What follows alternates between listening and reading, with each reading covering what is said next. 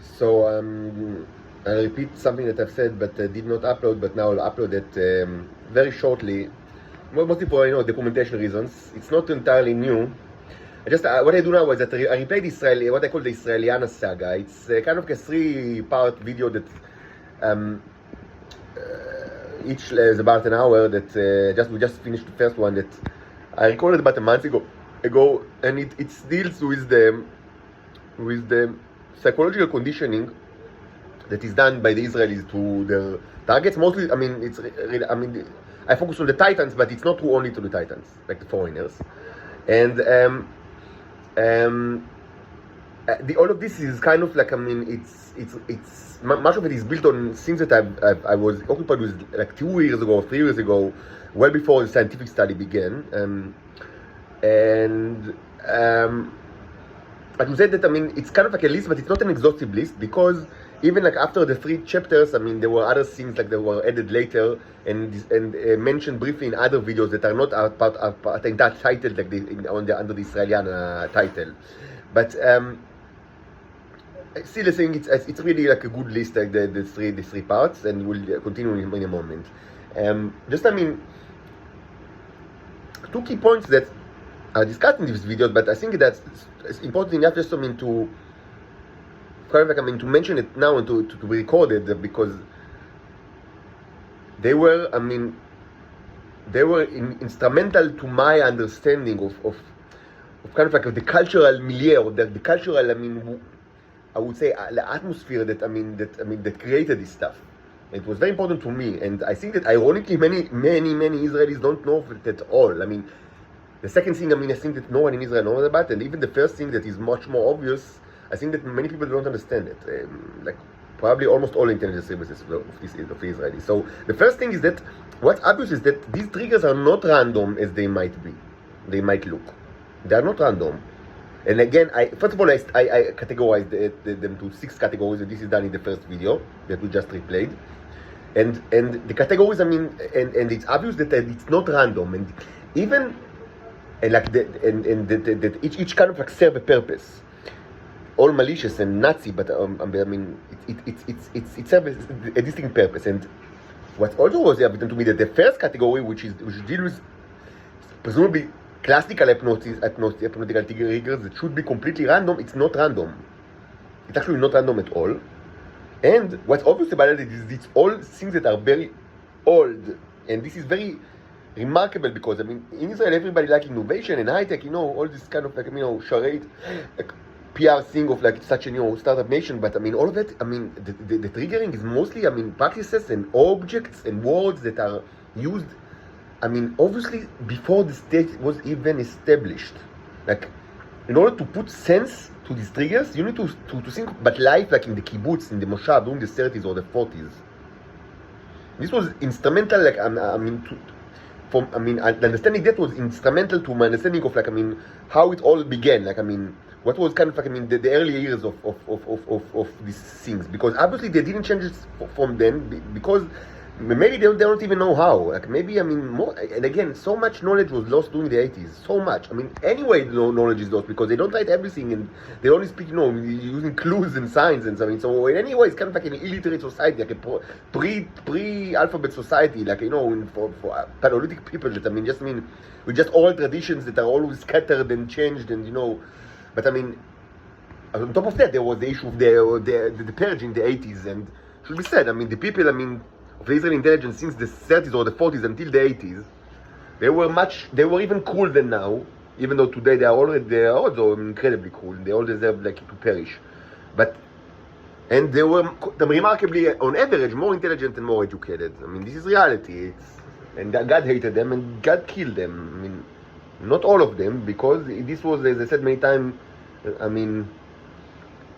this was directly correlated to how much tea they had in their body, and people that were either young or not really significant, like many that I know personally, including people that I knew since I was a child. They did not die. Obviously, because I know them. So but they also were punished, with all sorts of diseases, and some carry these diseases to this day, and it's part of their life, and infertility and sexual impotence and for female as well. I mean, it's not just a male issue importance. Like inability to have sex is something that a female can also suffer from. And like I mean, they were punished tremendously, but they are alive. I mean, so I mean, and like the Mossad and the Shabak, like post 80s. I mean, they are I mean, they are like, I mean, they are a little bit less evil and tremendously less intelligent, and I mean, they are children. I mean, they are the children place. I mean, they're children. I mean, they are look. I mean, it's really it's like a Clockwork Orange. I mean, it's like, I mean, teenagers. Even, I mean, less intelligent than Alexander the Large. Like, I mean, like, think about Dean. Like, this is the Israeli intelligence.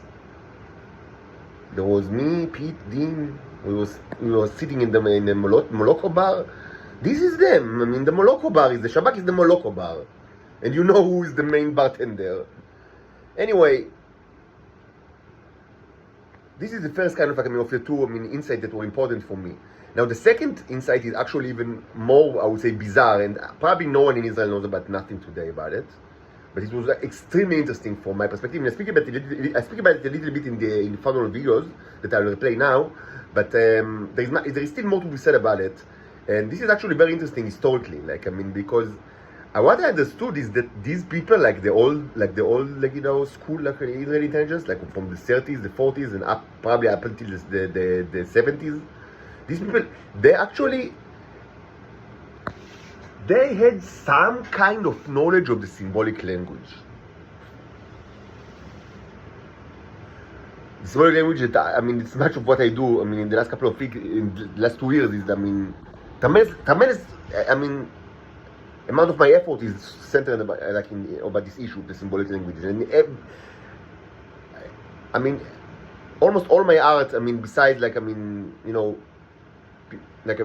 paintings of good-looking women with big boobs, but I mean, there are actually quite a bit of those as well. But I mean, besides that, I mean, the great majority of my art, like 90% of what I paint, like in the last 2 years, in like, I have like 150 acrylic and like oil paintings, and also all the 100% of the sculptures in clay, and also some metal, but mostly clay. It's all, I mean, part of the inquiry into the symbolic language. Everything is part of the symbolic language.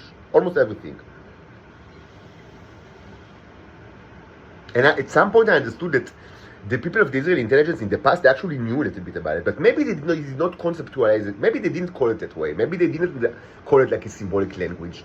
Maybe, I mean, for certain, they understood that Venusians have culture, like that they are not completely, I mean, animals, that they actually have culture, and that some of them understood it actually, and acknowledged it, and of course they used it against them, of course. And the way to use it against them was to incorporate parts, I mean, elements of the symbolic language into the hypnotical, I mean, I would say, compendium that they used in order to subjugate them. And part of it was is still, I mean, because everything is like, traditional in the Israeli intelligence, like that's the way they do it, like everything, is repeating, they repeat everything again and again, like more than 100 years. Part of it is actually, could be found today in the hypnotic, like, triggers that they implement using the subliminal sound and the totalitarian, sound mechanism that they use to this day, 2023. I mean, in the enemies, including the Titans. And my estimation is that in Israel, no one today knows nothing about it.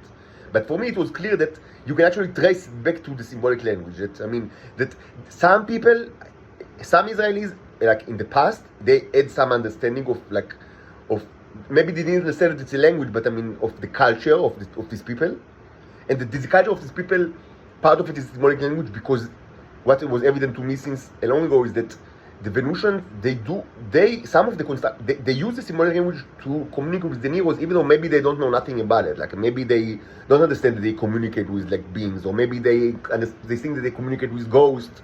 Most probably they don't have microscope. They cannot. Even Israelis, I mean, they use it tremendously. Like for more than 100 years, most of them never actually bother to watch it under the microscope, even though it's incredibly simple. So I mean, Venusians that are Paleolithic, most certainly they know nothing about, like, you know, these are robots. But maybe they understand that it's kind of like communication. Maybe they don't even understand that it's communication. Maybe it's completely voodoo. But I understood at some point, and no, it's not really a matter why. I mean, it's I cannot like speak about everything at once. But I mean, at some point I understood that people in Venus actually, that I mean, some of the things that I show you in this channel, like in the last year, this is mostly seen in the shorts, like in the YouTube short videos that I saw, that are, you see all sorts of constructions, like I mean, the short construction videos that you see all sorts of, like I mean, things that they look like totems. There are quite a bit of both, several dozens. And I intentionally did it. I mean, you know, I intentionally kind of created it in a way to kind of like, I mean, as an artistic, I would say, kind of like reference or allusion to the voodoo practices that are actually done in Venus by the Venusians. It was kind of like, I mean, it's kind of like, as many of the things they do, it's kind of like half art, half science. Like, I mean, it's art and science together. I mean, the science is that it actually it's part of the symbolic language, and it serves for a purpose. And the art is that because I kind of like try to imitate, like, you know, the kind of like, you know, a Paleolithic way that is done in Venus.